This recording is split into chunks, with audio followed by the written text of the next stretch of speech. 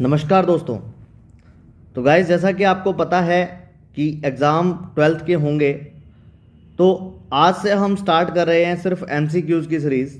जितने भी आपके एनसीईआरटी के एमसीक्यूज़ हैं वो सारे के सारे आपको इस सीरीज़ में मिलेंगे। देखिए, जैसे अपने पास क्वेश्चन नंबर 1 जो है वो हमें बोलता है कि let R be the relation in the set given by R is equal to, ये हमें आर की वैल्यू गिवन है। Choose the correct answer. नीचे आपको 4 आंसर दिए हुए हैं और आपको करेक्ट आंसर चूज करना है। देखो बेटा, जैसा कि आपको पता है कि ये वाला जो क्वेश्चन है वो उठाया गया है टाइप्स ऑफ रिलेशन में से, ठीक है ना। तो आपको इससे पहले टाइप्स ऑफ रिलेशन के बारे में सब कुछ पता होना चाहिए। तो जब मैं टाइप्स ऑफ रिलेशन की बात करता हूं बेटा, मेरे पास मेनली 3 तरह के रिलेशन आते हैं। Let me explain you one by one. पहला जो रिलेशन आता है वो आता है रिफ्लेक्सिव रिलेशन। फिर हमारे पास सेकंड जो रिलेशन है उसको अपने बोलते हैं सिमेट्रिक रिलेशन, सिमेट्रिक रिलेशन। और तीसरा जो रिलेशन आपका है उसको अपने बोलते हैं ट्रांजिटिव रिलेशन, ठीक है ना। अब आपको पता होना चाहिए बेटा कि वन बाय वन ट्रांजिटिव क्या है, रिफ्लेक्सिव क्या है और सिमेट्रिक क्या है। चलिए पहले मैं रिफ्लेक्सिव की बात करता हूं। सपोज आपके पास कोई भी एक सेट है, ठीक है ना। इस सेट के अंदर कुछ एलिमेंट है, कुछ भी हो सकता है, जैसे सपोज 1 2 3 ये सेट के अंदर एलिमेंट है। तो अगर कोई रिलेशन रिफ्लेक्सिव होगा तो उसके अंदर ये जो एलिमेंट हैं 3 ये होने ज़रूरी हैं। यानी कि अगर मैं रिफ्लेक्सिव को डिफाइन करूं तो रिफ्लेक्सिव का अर्थ होगा कि जितने भी उसके अंदर एलिमेंट है वो सारे के सारे खुद से रिलेटेड होने चाहिए, तो अपने उसको बोलेंगे रिफ्लेक्सिव। सिमेट्रिक का मतलब क्या होता है? सपोज हमारे पास कोई अगेन सेट है A इज इक्वल टू 1 2 3। फिर अगर ये सिमेट्रिक हुआ तो सिमेट्रिक के दौरान अपने को क्या करना पड़ेगा? मान लो इसके अंदर कोई रिलेशन आ रहा है 2 से 3, तो ज़रूरी है कि 3 का 2 से भी इसमें लाए करे। या फिर सपोज इसके अंदर कोई एक और एलिमेंट आ गया, सपोज मैंने बोला कि 1 का 2 से इसके अंदर है, तो ज़रूरी है कि 2 का 1 से भी इसके अंदर होगा। फिर इसके बाद हमारे पास आता है ट्रांजिटिव। ट्रांजिटिव का मतलब रहता है कि सपोज आपको कोई सेट दे दिया A इज इक्वल टू 1 2 3, ठीक है ना, और आपको एक रिलेशन कुछ इस तरह से गिवन है जिसके अंदर 1 का 2 से है, फिर आगे मैंने बोल दिया कि 2 का 3 से है, तो ज़रूरी है कि 1 का 3 से भी होगा। यानी कि अगर मैं मैथमेटिकली इसको एक्सप्लेन करूं तो इसमें क्या आएगा? For all x belongs to A के लिए जो x का x के साथ रिलेशन है that must be belong in R। इसी तरह से इसके अंदर अपने पढ़ेंगे कि x का y से अगर R में बिलोंग करता है तो डेफिनेटली y का x से जो होगा वो भी R में बिलोंग करेगा। इसी तरह से इसके अंदर मैं बात करूं तो x का y से R में बिलोंग करता है, y का z से R में बिलोंग करता है, तो डेफिनेटली x का जो z से है वो भी R में बिलोंग करेगा। तो गाइस, ये जो हमें क्वेश्चन दिया हुआ है, अकॉर्डिंग टू दिस क्वेश्चन अपने को क्या करना है?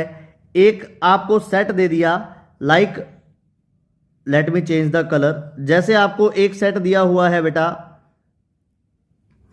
R is equal to A is equal to 1 2 3 4, ये आपको एक सेट दिया हुआ है, ठीक है ना। इस सेट के अकॉर्डिंग आपको एक रिलेशन डिफाइन किया हुआ है R is equal to, relation अपने के पास है 1 2, फिर अपने पास है 2 2, फिर अपने पास है 1 1, फिर अपने पास है 4 4, फिर 1 3, फिर 3 3 एंड 3 2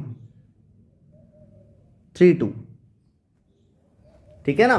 तो ये आपको एक रिलेशन डिफाइन है। तो मैंने आपको सारा का सारा बेसिक पहले से बता दिया है। क्या होगा? देखो, हमें क्या करना है, हमें चेकआउट करना है सबसे पहले रिफ्लेक्सिव के लिए। देखो यहां पर 1 का 1 से आ रहा है, लुक एट हियर, 1 का 1 से आ रहा है, फिर 2 का 2 से ये रहा, फिर 3 का 3 से ये रहा, फिर 4 का 4 से ये रहा, मतलब रिफ्लेक्सिव होगा। समझ गए बात? 4 एलिमेंट थे, चारों का खुद से रिलेशन आएगा तो मतलब वो रिफ्लेक्सिव होगा। फिर मैं बात करूं सिमेट्रिक की, सिमेट्रिक में क्या होगा, देखो जैसे आप अपने पास 1 का 2 से आ रहा है तो यहां पर जरूरी था कि 2 का 1 से होना चाहिए, तो देखो आपको कहीं पर भी नहीं मिलेगा, तो मतलब ये वाला जो रिलेशन है वो रिफ्लेक्सिव होगा कि नहीं होगा? आपका आंसर है बिल्कुल ये रिफ्लेक्सिव होगा। दूसरा मैंने आपको बोला सिमेट्रिक, तो आपका आंसर है बेटा सिमेट्रिक ये नहीं होगा। फिर तीसरा जो अपने पास है वो अपने को दिया हुआ है, जैसे सपोज 1 का 2 से आ गया, फिर यहां पर 2 का किसी के साथ होना चाहिए था, या मैं इसको चेक करता हूं, देखो 1 का 3 से, 3 का 2 से, तो 1 का 2 से आ रहा है, तो मतलब ये जो रिलेशन है वो ट्रांजिटिव होगा। ठीक है, मतलब कि राइट ऑप्शन कौन सा हुआ? तो मतलब यहां देखो आप, R is reflexive and transitive but not symmetric, this is your right option. Clear हुआ? चलिए क्वेश्चन नंबर 16 पर चलते हैं। देखिए बेटा क्वेश्चन नंबर 16,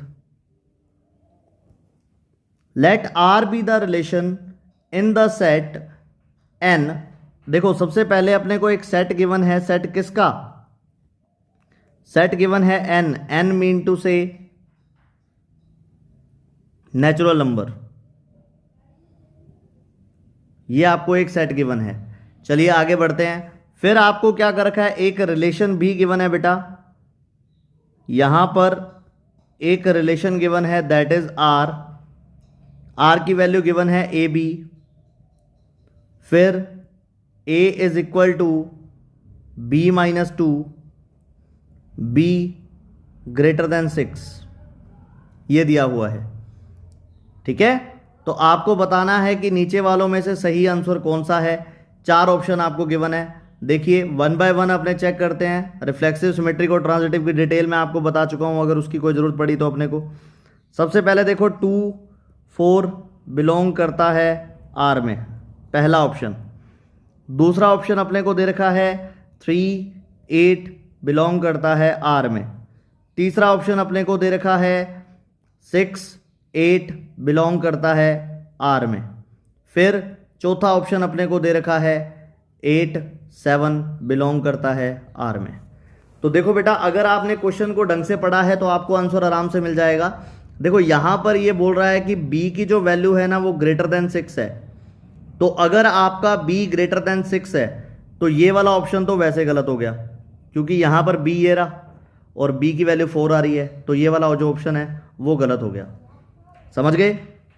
रही बात इनकी, तो चेक करते हैं। देखो पहले मैं इसको चेक करता हूं, B की वैल्यू मेरे पास 8 है, इसके अकॉर्डिंग ये जो B की वैल्यू 8 है वो मैं इस गिवन रिलेशन में पुट कर देता हूं बेटा। तो मेरे पास आ जाएगा A is equal to B की वैल्यू 8 मैंने पुट कर दी, माइनस का 2 इक्वल टू 6 आएगा बेटा, है ना। और ये वाला ऑप्शन में 3 आ रहा है देखो, तो मतलब कि ये वाली वैल्यू फिर गलत हो गई। इसी तरह से ये 8 है तो 8 के साथ 6, मतलब ये वाला जो आंसर है वो आपका बिल्कुल करेक्ट है।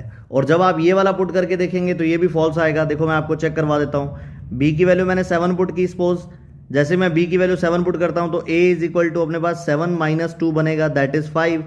मतलब इसके अकॉर्डिंग 5 का रिलेशन किससे बनना चाहिए था? 7 से बनना चाहिए था, जो कि नहीं बन रहा। ठीक है ना गाइस, तो इसका भी जो सही ऑप्शन होगा वो आएगा C part. Clear? Thank you very much, have a nice day.